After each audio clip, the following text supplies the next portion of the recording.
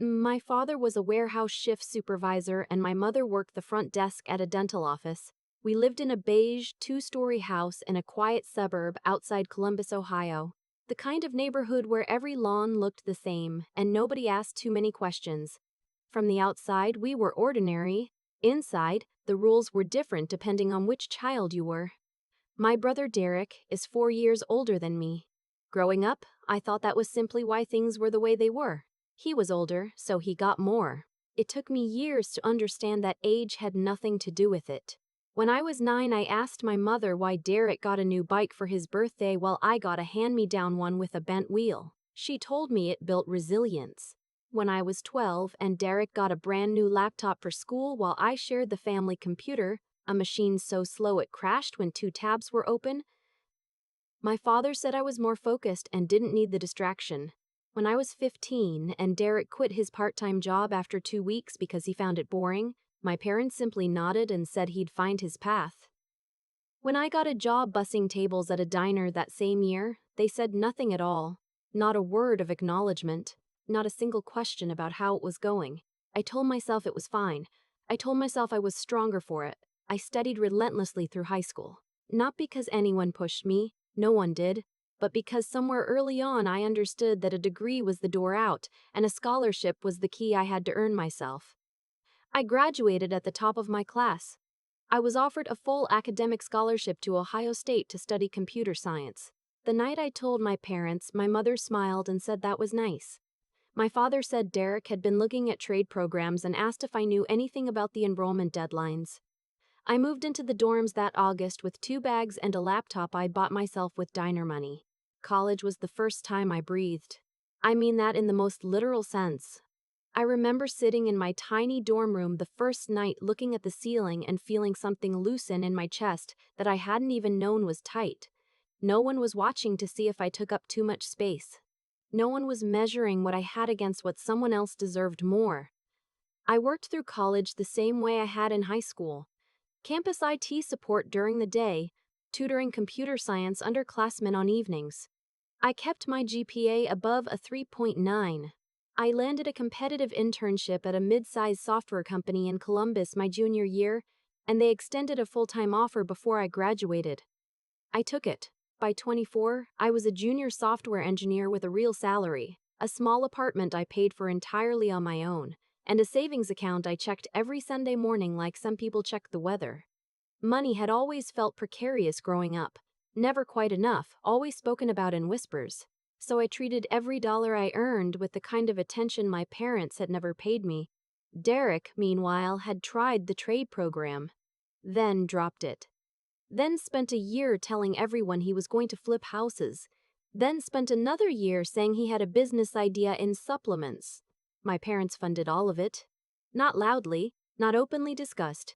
I only knew because my aunt mentioned things sometimes, offhand comments about how hard my parents were working to help Derek get on his feet.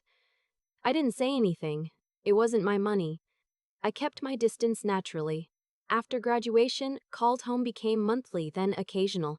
Not out of anger. I told myself I was just busy. I had a career to build, skills to stack, a life to construct from scratch. I got promoted once. Then again. By 26, I was earning more than both my parents combined. I moved to a better apartment. I started a Roth IRA. I hired a fee-only financial advisor named Carla who had a calm, practical way of looking at numbers that I found deeply comforting. I was proud of myself in the quiet, private way you learn to be when no one taught you to celebrate out loud. Then my mother called on a Tuesday in March, and the tone of her voice was different. She asked how I was doing in the particular way people ask when they already know what they want from you.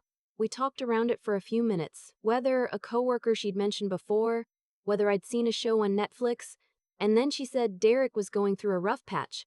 I asked what kind of rough patch.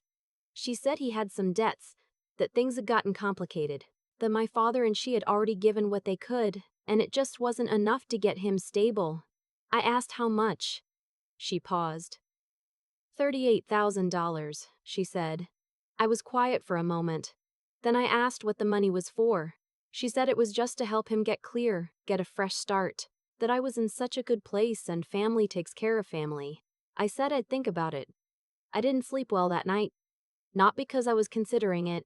I wasn't, not really. But because something felt off in a way I couldn't yet name. The number was too round, the explanation too vague. My mother had never asked me for money before. In fact, she had never asked me for much of anything, which I had long ago accepted as the normal texture of our relationship. For her to call and ask for nearly $40,000 with barely a full explanation felt like a door opening that I hadn't seen coming. I called my Aunt Patricia 2 days later. We'd always been closer than my mother and I. She was the kind of woman who paid attention and didn't soften things unnecessarily. I told her about the call. There was a pause on her end that lasted just a beat too long. She said she thought I already knew. I asked what she meant. She said carefully, in the way people speak when they're deciding how much to say, that Derek had a gambling problem, that it had been going on for over 2 years, that my parents had already drained a significant portion of their savings covering losses and debts, and that the $38,000 was what was left of a much larger hole. I sat with that for a long moment. Then my aunt said something else. She said she'd overheard something at Easter. My parents' house, family over. She'd stepped into the hallway to take a call and heard my father talking to Derek in the kitchen. She said my father had told Derek not to worry, that they would figure it out, that I was doing well and I was responsible and I would help family when it came down to it because that was who I was. She wasn't sure if she should have told me. I told her she absolutely should have. I thanked her, hung up, and sat in my apartment for a very long time. There's a specific kind of pain that comes not from being hated but from being counted on in a way that has nothing to do with love. It's not dramatic. It doesn't arrive with shouting or a single sharp moment. It's more like watching something you'd half believed in finally go still. I had never expected warmth from my family. I had made my peace with that years ago. But I had told myself that the distance was neutral, that it was just how we were. Finding out that I had been spoken about as a solution, a resource, a contingency plan, that the quietness had not been neutrality, but calculation. That was something else entirely. I didn't call my mother back that week. I needed to think clearly, and I knew I couldn't do that while managing her feelings at the same time. I called Carla and told her what was happening. She listened without interrupting. Then she asked me one question. Was there any joint account? Any shared financial instrument? Any place my parents or Derek had access to my money in any form?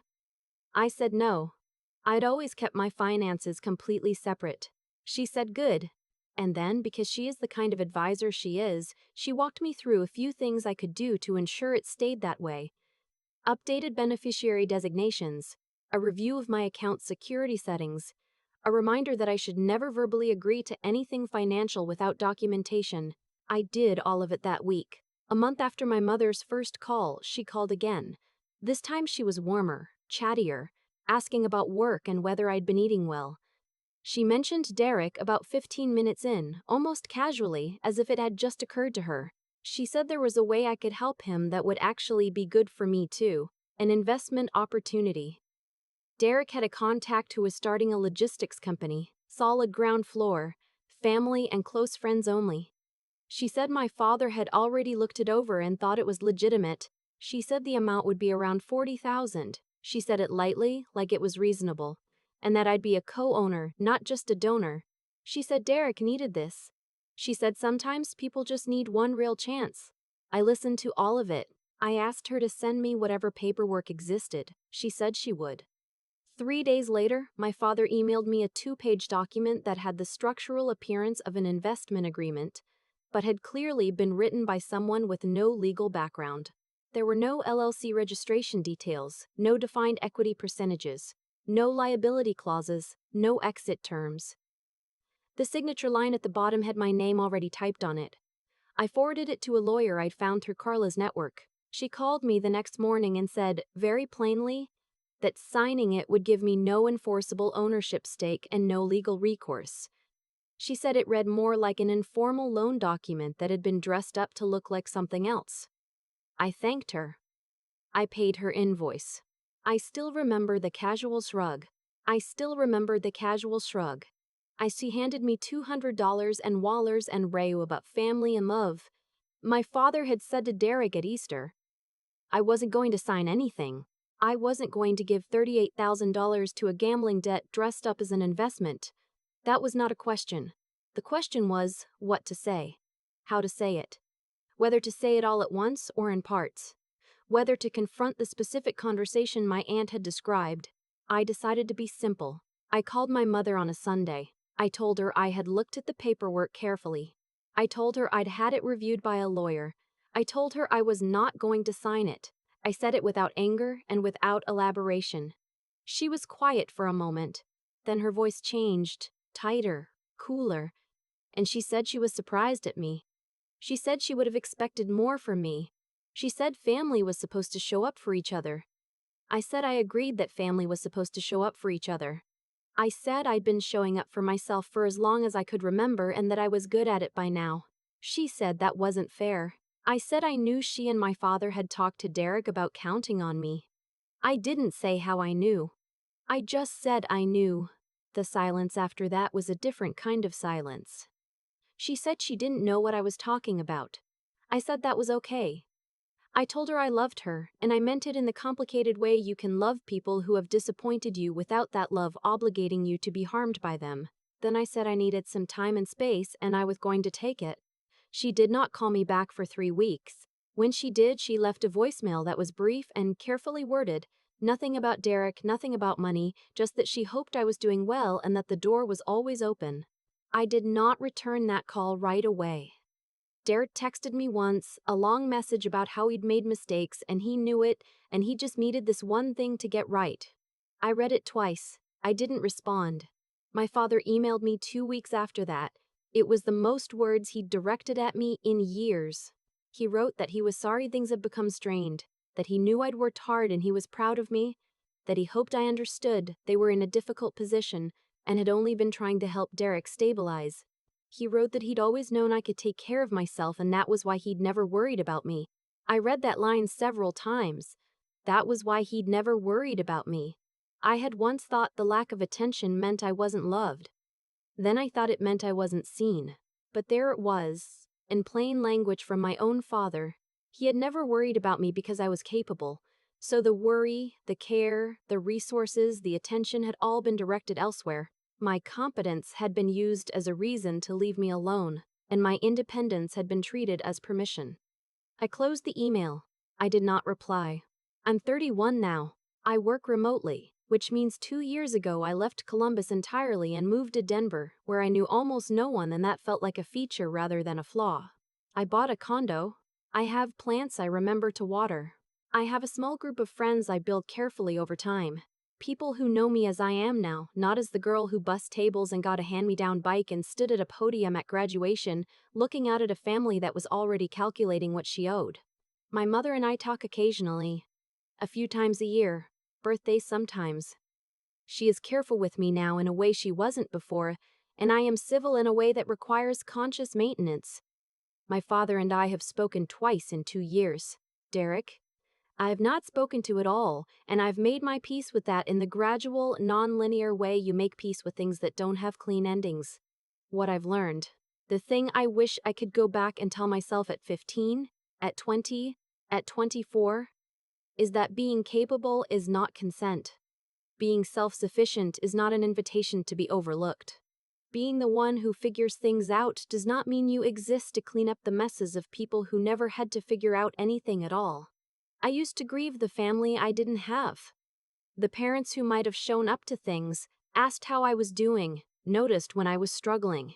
I don't grieve that anymore, not because I've stopped wanting it, but because I've stopped expecting that wanting it will produce it.